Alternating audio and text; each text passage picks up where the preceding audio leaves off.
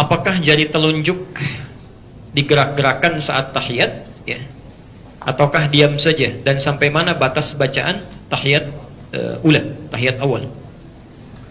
Baik.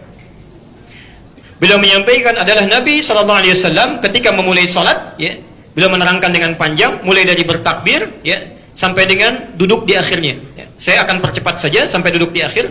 Kata beliau, "Fawada'a kaffahul yumna ala fakhidhil yumna." Beliau meletakkan telapak tangan yang kanan di paha yang kanannya. Ya. Jadi telapak tangan yang kanan diletakkan di paha yang kanannya. Ya. Ada sebagian riwayat mendekatkan ke arah tempurungnya.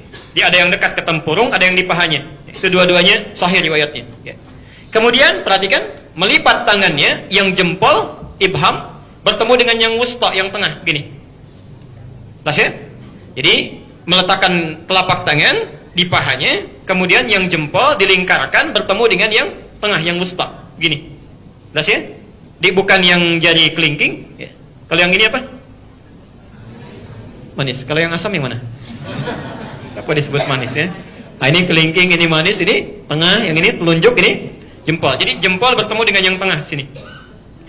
Kemudian perhatikan, mengangkat rafa' as-sababah, mengangkat yang telunjuknya.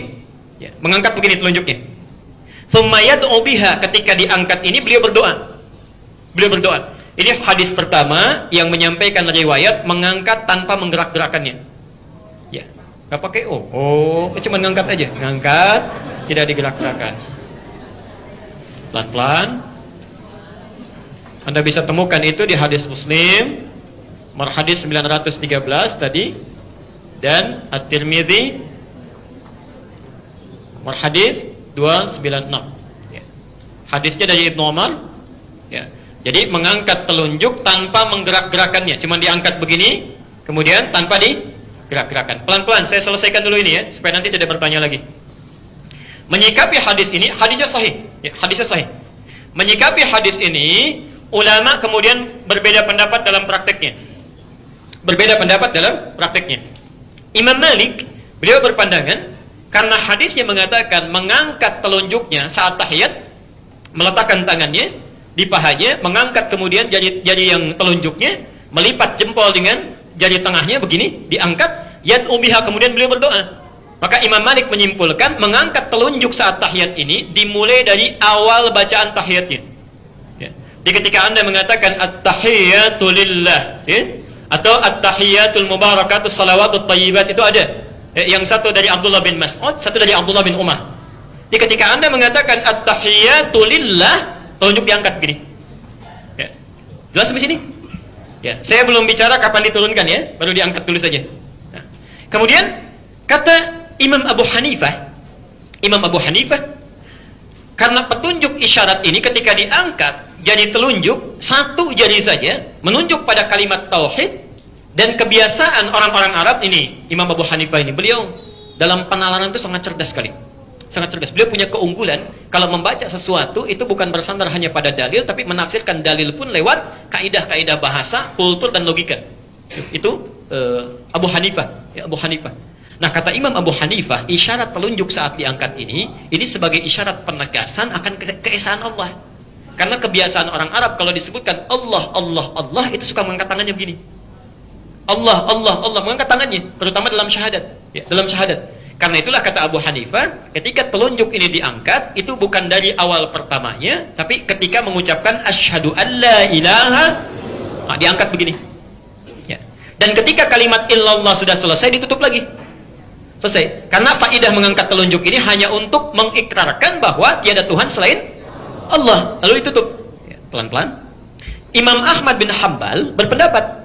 Kata Imam Ahmad, mengangkat telunjuk ini itu dimulai bukan dari at-tahiyat, tapi dari mulai kalimat asyhadu an la ilaha illallah.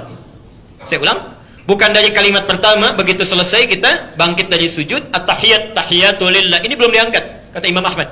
Ya. Diangkatnya persis ketika mengucapkan asyhadu an la ilaha illallah, tapi tidak ditutup dulu, dibiarkan terus sampai akhirnya.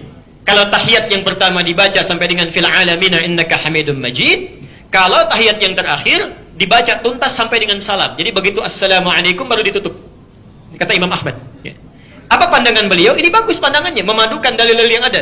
Kata Imam Ahmad, begitu tangan ini diangkat, kata Imam Ahmad, ya, itu menunjukkan kalimat syahadat, penunjuk itu, tapi di hadisnya kan disebutkan, dan Nabi berdoa dengan itu. Berdoa dengan itu.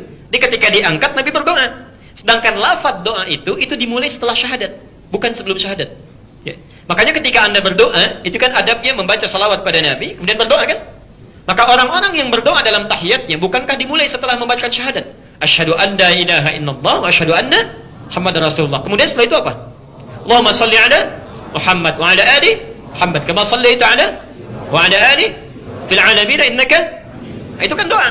Itu kan doa. Maka kata Imam Ahmad, ketika Anda mengangkatnya dalam tahiyat, diangkat begini, jangan dulu ditutup kecuali sampai selesai fil alamin innaka hamidum majid, dan di tahiyat terakhir diangkat baru kemudian ditutup kembali saat akan salam. Saat akan salam. Imam Malik mengangkat dari awal tadi yang pertama sampai terakhir. Ya, sampai terakhir. Diangkat begini sampai salam baru kemudian ditutup. Jelas sampai sini? Di sini ada 3 pendapat yang utama, Imam Malik, Imam Abu Hanifah, terakhir Imam Ahmad. Tapi ketiganya belum mengomentari apakah digerakkan atau tidak. Digerakkan atau tidak. Baru kemudian ada hadis yang datang, Masya Allah, sampai 12 matan. 12 matan. 12 redaksi. Disampaikan oleh Syekh Muhammad Mustafa Al-Adawi dalam kitab Syarah Al-Hadis, ya, halaman 178 sampai halaman 180. Semua 12 riwayat ini mengacu pada orang yang sama dari sini. Di kurang lebih ada 12 orang menerima riwayat dari Wa'il. Ya. Di antara riwayat ini ada yang bernama Ziyadah bin Qudamah. Ziyadah bin Qudamah. Riwayatnya sama seperti yang pertama dari Ibnu Umar, cuma ada tambahan, ya. Di mengangkat telunjuknya begini, kemudian mempertemukan, membuat lingkaran antara yang jempol dengan yang tengah gini. Ditambah di akhirnya, thumma yuharnikuha, kemudian menggerak-gerakannya. Thumma yuharnikuha gini. Yuharnikuha. Pelan-pelan.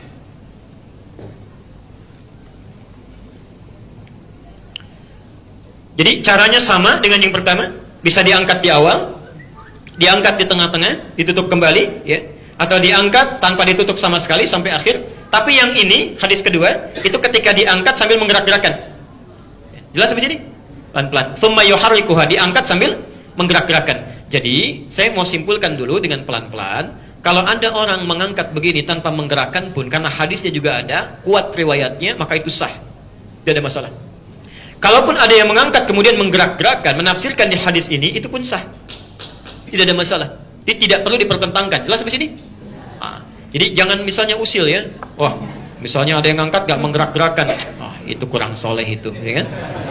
Jarinya jangan-jangan tidak bermasalah. Lu dibalas lagi gak ada kerjaan, itu kena Parkinson barangkali tangannya gini-gini. Itu berbahaya. Tidak boleh saling mencela. Tidak bagus. Saya tidak pernah mengajarkan celaan. Ya, pelajari dalilnya, tandakan landasannya, tanyakan landasannya, baru amalkan. Ya. Tapi kalau Anda tanyakan, mana di antara ini yang paling kuat? Ya. Anda tanyakan pada kami, mana di antara ini yang paling kuat, kita bisa bandingkan. Tapi perbandingan ini jangan sampai mengecilkan yang lainnya. Terus ya? Ulama hadis dalam hal ini memandang mengangkat tanpa menggerakkan itu lebih kuat dibandingkan mengangkat dengan menggerakkan. Ya. Dengan 2 alasan. Bahkan 3 nanti, ya. Satu, hadis tentang menggerakkan diriwayatkan oleh Ziyadah bin Qudamah dari Wa'il bin Hujur, ya. Dari 12 hadis itu cuma 1 orang yang menyebutkan menggerakkan tangannya.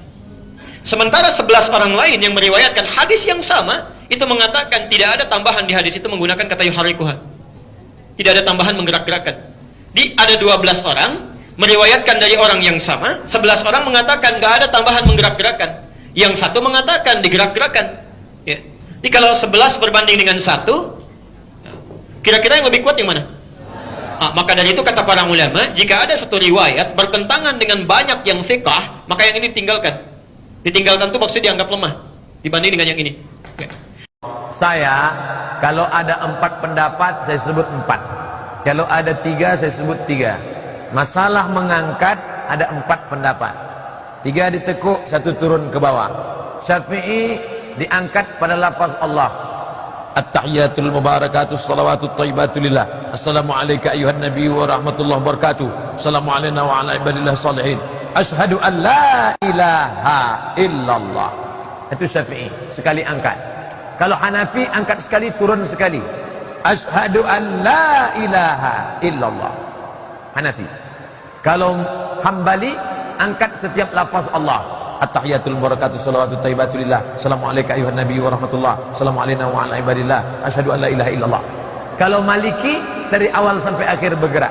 At-tahiyatul mubarakatuh salawatut thayyibatu lillah. Assalamu alayka. 4 pendapat. Pernah ada ibu japak mencelik orang yang ketika solat tangannya mereka tahiyatul mubarakatuh. Pernah tidak? Pernah pasti itu. Kawan sampai awak mereka tu jadi cacik-cacik, jadi salahan orang yang solat mereka dalilnya ada. Itu mazhab Maliki, menggerakkan tahrikul asabi', menggerakkan jari ketika tasyahud akhir. Memang dalil mereka ada, tapi dalil yang paling kuat dan pendapat amatul fuqaha, mayoritas ulama, cukup tangan tu diangkat sekali saja. Asyhadu an la ilaha illallah wa asyhadu anna muhammadan rasulullah, sekali saja. Adapun orang yang mereka solatnya tetap sah, mereka tidak salah, dalilnya ada, pegangan mereka ada.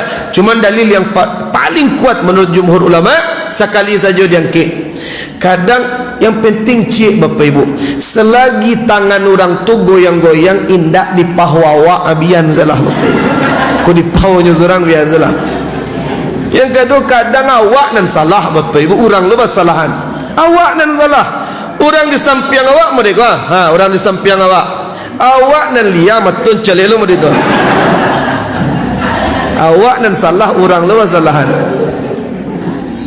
Jadi banyak yang perlu diperbaiki dalam salat bapak ibu. Isyarat jari telunjuk saat tasyahud menurut 4 mazhab.